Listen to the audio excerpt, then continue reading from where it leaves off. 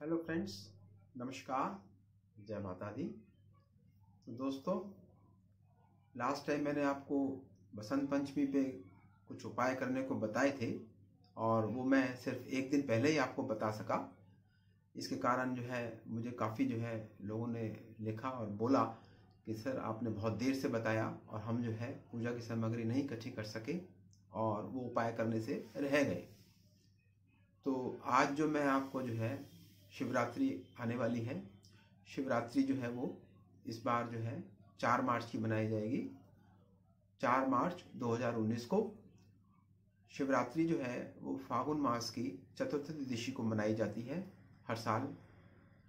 तो इस बार वो 4 मार्च को मनाई जा रही है और इस दिन आप किस प्रकार विधि विधान से शिव जी की पूजा करके अपना कल्याण कर सकते हैं और जो कई प्रकार की प्रॉब्लम्स हैं उनको आप दूर कर सकते हैं।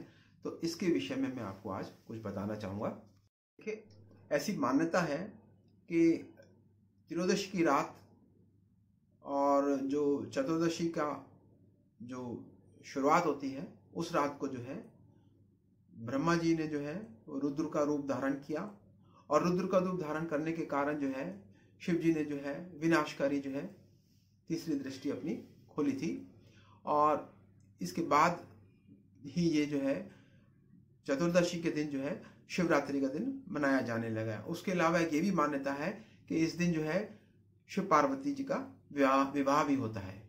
तो दोनों प्रकार से इसको मनाया जाता है। शिवरात्रि के दिन आपको ब्रह्म मुहूर्त में उठना है। अगर आप ब्रह्म मुहूर्त में नहीं उठ सकते हैं तो कम से कम सूरज निकलने से पहले आप उठ जाएं और स्नान आदि आप करें। स्नान में आप थोड़ा सा काले तिल और कच्चा दूध मिलाएं, उससे स्नान करें और स्नान करने के बाद आप पूजा की तैयारी मैं अभी आपको दिखाने जा रहा हूँ। किस प्रकार आपने पूजा की तैयारी करनी है, आपने क्या क्या चीज़ें इसमें आपने अर्पित करनी है और क्या क्या चीज़ें आपको अर्पित नहीं करनी है उसके बारे में मैं आपको बताऊंगा। और इस दिन आप व्रत रखें। व्रत रखने के बाद आप ये सब शिव जी को पूजा का विधान करिए। देखिए, ये हमने यहाँ पर एक पूजा की थाली में जो सामान शिव जी को अर्पित करना होता है वो हमने लगा रखा है। हम एक एक करके आपको दिखाएंगे। इसमें देखिए, इसके अंदर ये दूर्बा है, ठीक है। ये बेल है। बेल शिव जी को चढ़ाई जाती है।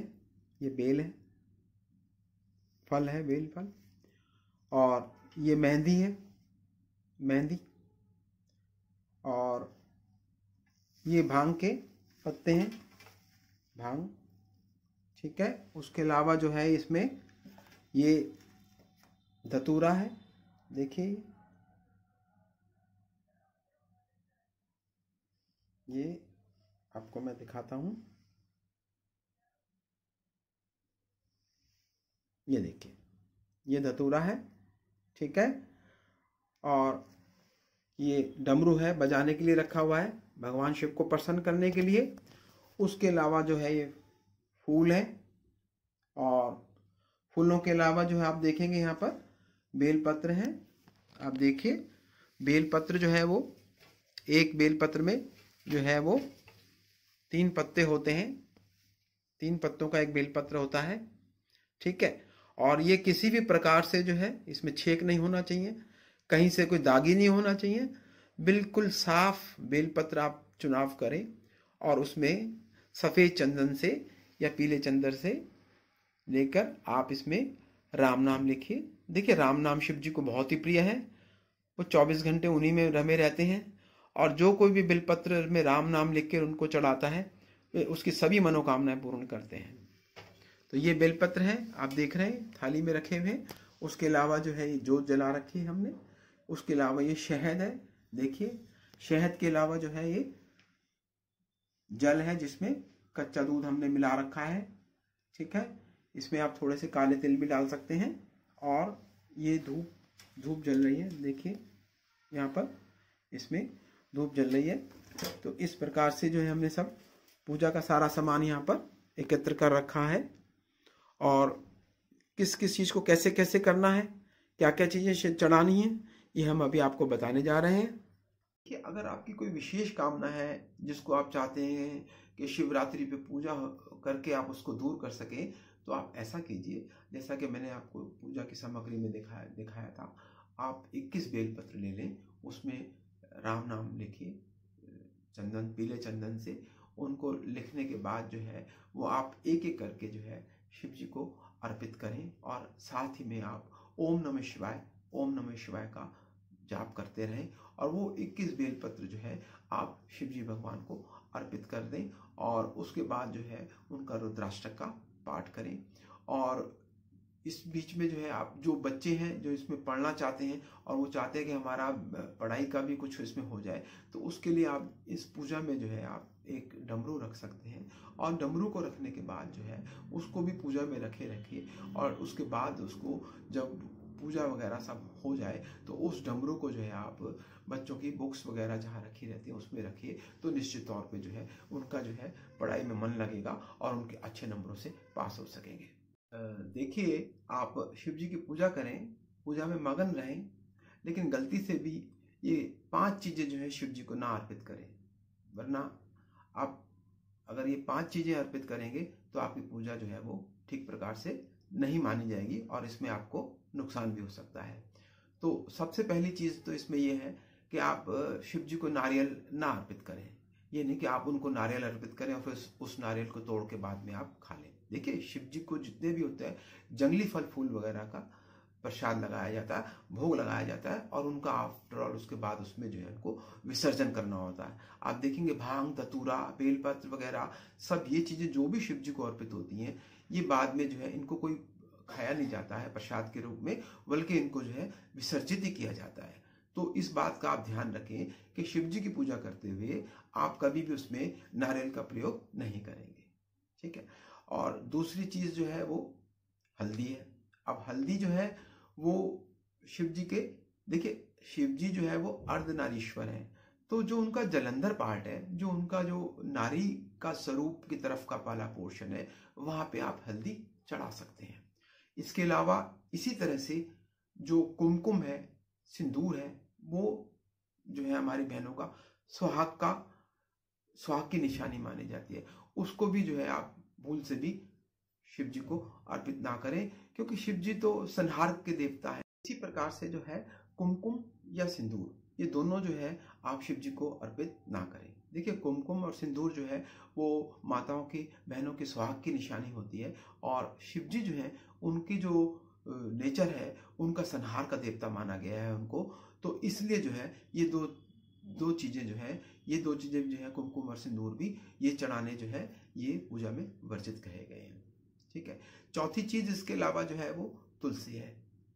तुलसी का पत्ता भी जो है शिव जी को पूजा में अर्पित नहीं किया जाता। इसके पीछे भी एक छोटी सी कहानी है। देखिए, एक दम नाम का राक्षस था, असुर था, और वो जो है निसंतान था। उसके जो है कोई भी संतान नहीं थी, तो उसने भगवान विष्णु की जो है तपस्या करी।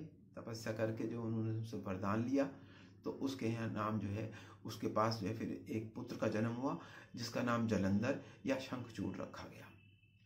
तो जलंधर या शंखचूड़ जो था वो जो है वो सारे विश्व को विजय करना चाहता था, तीनों लोकों में अपनी विजय पाना चाहता था। तो उसने क्या करा, उसने ब्रह्मा जी की स्तुति करी, भगवान ब्रह्मा जी को उसने जो है तपस्या करी, और भगवान ब्रह्मा जी जो है उसकी तपस्या से प्रसन्न होके उसके पास आए। तो उन्होंने कहा कि वरदान मांगो। तो उसने उनसे यही वरदान मांगा कि मुझे आप ऐसा वरदान दे दीजिए कि कोई भी देवता जो है मेरे सामने टिक ना सके और मैं सब पे विजय कर लूँ। अब भगवान ब्रह्मा जी ने कहा, देखो हम तुम्हारी ये बात को नहीं मान सकेंगे, ये पॉसिबल नहीं है, तुम ऐसा करो। उन्होंने उसको जो है एक तो कृष्ण कवच दिया, और उसके बाद उसको कहा कि आप तुलसा जी से विवाह कर लो। तो उसके बाद जो है, और ये है कि तुलसा जी से आप विवाह कर लोगे तो जब तक वो सती व्रत का पालन करेगी, शुद्ध रहेगी, तब तक तो जो है तुम्हारे को कोई कुछ नहीं कह सकता, और तुम जो है अपने निशंक होके बिल्कुल अपना कार्य राज्य चलाओगे, और कोई भी देवता से जो है तुमसे विजय नहीं पा सकेगा। तो शंखचूड़ ने क्या करा, उसने जो है तुलसी जी के विवाह किया और उसके बाद जो है उसने लोगों पे अत्याचार करना शुरू कर दिया। देवताओं को उसने जो है रण में हराना शुरू कर दिया और सारे जग में उसने जो है त्राही त्राही बचा दी। तब सब देवता लोग भगवान विष्णु के पास गए और उन्होंने कहा, भगवान हमें इससे बचाओ, इसको किसी तरह से इसको खत्म करो, ये तो सारा ही हमारा नाश करने जा रहा है। तो भगवान विष्णु ने जो है फिर शंखचूड़ का वेश धर के जो है वो तुलसा जी के पास गए और उसके पतिव्रम को भ्रष्ट किया और इस तरह से जो है वो शंखचूड़ की मृत्यु हो गई। शंखचूड़ की मृत्यु के बाद तुलसी को ज्ञान हुआ, अरे ये तो विष्णु भगवान ने मेरे साथ छल किया है। तो उन्होंने उनको श्राप दे दिया कि आगे से तुम्हारी जो है किसी भी पूजा में तुम्हारे को नहीं अर्पित किया जाएगा। तो इस प्रकार जो है तुलसी को चढ़ाना भी एक निषेध माना गया है। और इसके साथ ये भी है कि क्योंकि शंखचूड़ जो है वो इन सब बातों का कारण था, इसलिए जो है शिव जी की पूजा में शंख का भी उपयोग वर्जित माना गया है। ठीक है। इसके अलावा जो है जो आपको शिव जी को अर्पित नहीं करना, वो पांचवी चीज है केतकी के फूल। देखिए, केतकी के फूलों के पीछे भी एक छोटी सी कहानी है, मैं आपको बताता हूँ कि एक बार जो है ब्रह्मा जी में और विष्णु जी में ये आपस में हो गया कि देखें हम में से कौन बलशाली, ज्यादा बलशाली है। तो दोनों जो है वो आपस में जो है झगड़ा करने लग गए, लड़ाई होने लग गई। और इस बीच जो है वो शिव जी भगवान को जब पता चला तो उन दोनों के बीच में वो प्रकट हो गए और उसके बाद उन्होंने कहा, देखो तुम ऐसा करो, जो भी मेरे इस लिंग का छोर निकाल लेगा, पता कर लेगा, वो ज्यादा बलशाली है। तो लिहाजा क्या हुआ कि ब्रह्मा जी भी और विष्णु जी भी जो है उसको पता करने में लग गए। लेकिन विष्णु जी को तो जल्द ही इस बात का समझ में आ गई कि ये तो भगवान शिव जी की चली हुई कोई बात है। तो उन्होंने तो उनकी पूजा में बैठ गए, वो तो बिल्कुल चुप हो गए। लेकिन जो ब्रह्मा जी थे वो तो ऊपर ही ऊपर जाने लगे शिवलिंग के ऊपर के इसका छोर पता करना है, ऊपर ही ऊपर जाते रहे। लेकिन शिव जी का कहाँ छोर मिलने वाला था, शिवलिंग का तो कोई छोर ही नहीं मिलने वाला था। वो चलते गए। तो बहुत जब ऊपर चले गए तो उन्होंने देखा कि केतकी का फूल, केतकी या केवड़े का फूल भी इसको कहा जाता है, वो नीचे गिर रहा था शिवलिंग की तरफ। तो उन्होंने उसको बोला कि तुम जो है शिव भगवान के पास चलो और इस बात का गवाह बनाओ कि मैंने उनका छोर पा लिया है।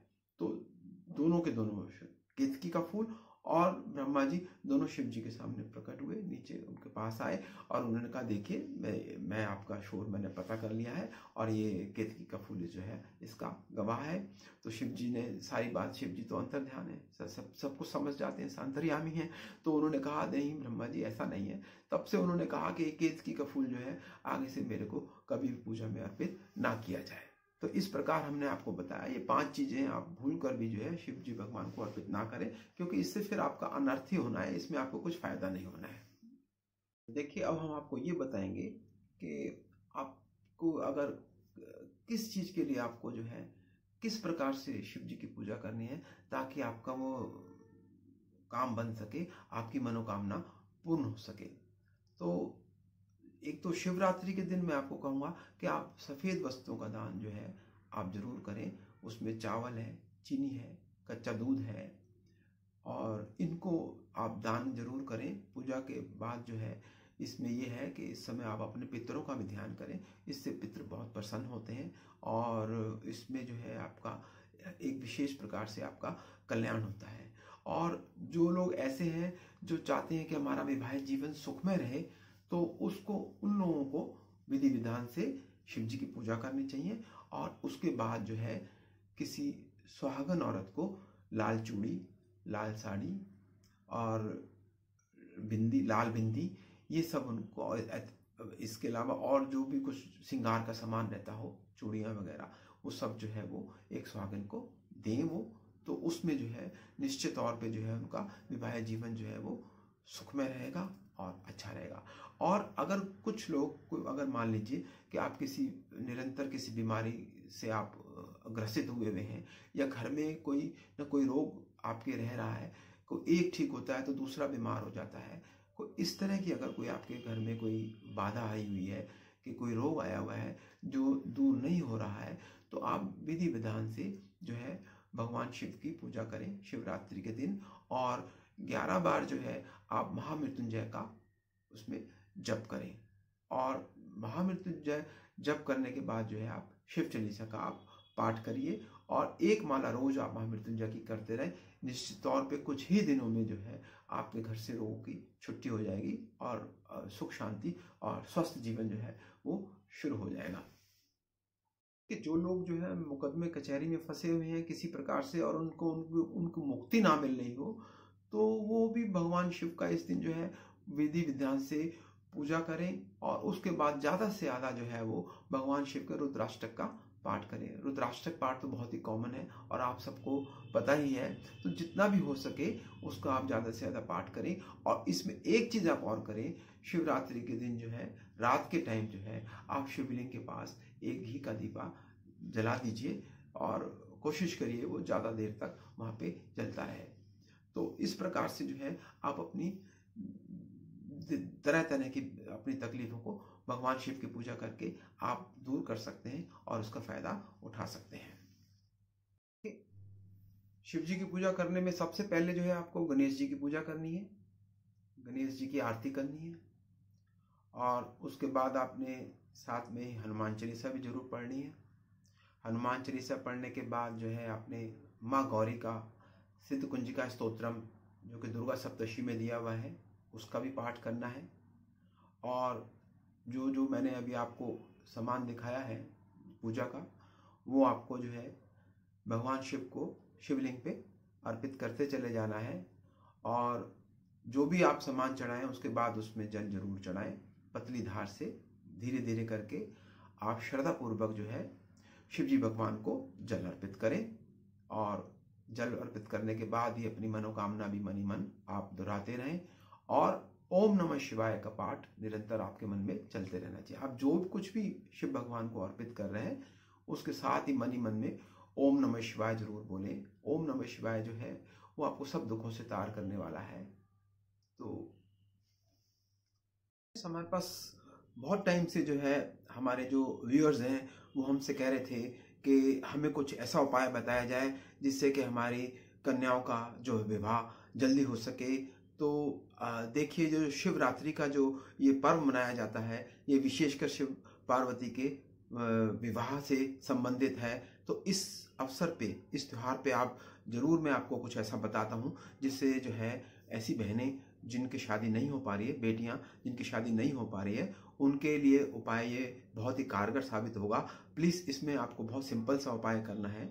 आप 21 बेलपत्र लीजिए जैसा कि मैंने आपको दिखाया है, उसमें प्यार से कन्या से कहिए कि उसमें राम नाम, हर बेलपत्र के 3 पत्ते होते हैं, तीनों पत्तों पे प्यार से चंदन से जो है, पीले चंदन से राम नाम लिखें। और उसके बाद जो है एक तो ये चीज़ रख लें। दूसरे जो है सुहागन का जो श्रृंगार का सामान होता है, जैसे मैंने बताया है, बिंदिया है, लाल बिंदिया है, लाल चूड़ियाँ हैं, लाल साड़ी है इत्यादि, वो सब पूजा में रखे जाएं। और इसके बाद जो है प्यार से जो है, जो कन्या से कहिए वही इस पूजा को करे। वो शिवलिंग पे जो है 21 बेलपत्र जो है एक एक करके अर्पित करते रहें और ओम नमः शिवाय का पाठ मन में करते रहें। और इतना करने के बाद जो है उनको जो है शिव चालीसा का पाठ करना है। और साथ में जो है इसमें एक शिव विवाह का चित्र और रखें और वहाँ पे जो है दीपक आप जलाएं। वो दीपक जब तक पूजा चलेगी तब तक वो दीपक वहाँ पे जलते रहना चाहिए। और इस पूजा को करने के बाद जो है जो सुहागन का हमने सामान बताया है, ये किसी सुहागन को आप दे दें। तो निश्चित तौर पे एक तो आपको इसको करेंगे तो ये बहुत ही पक्का उपाय है। इसके अलावा जब अब जैसे सोमवार से शुरू हो रही है शिवरात्रि, तो सोमवार को आप व्रत तो रखेंगे ही, और इसके बाद जो है आप 15 व्रत और रखें, तो कुल 16 सोमवार का आप व्रत रखें। कन्या से रखवाएं जिसकी शादी के लिए आप ये सब पूजा कर रहे हैं। तो निश्चित तौर पे 16 सोमवार के अंदर व्रत करते ही, पूरा होते ही कन्या का विवाह कहीं ना कहीं अच्छी जगह हो जाएगा। ये जो है बिल्कुल अचूक उपाय है, इसको प्लीज़ आप इस अवसर को खाली ना जाने दें। महाशिवरात्रि पे बहुत अच्छा अवसर आया है ऐसी बिटियाओं के लिए, कन्याओं के लिए जिनकी शादी में देर हो रही हो, किसी कारण से कोई विलम्ब हो रहा हो, तो मैं जरूर कहूँगा कि आप प्लीज़ इस उपाय को जरूर करें। देखिए, इसके साथ ही कुछ कुंडलियाँ ऐसी हैं जो काल सर्प दोष से प्रभावित होती हैं।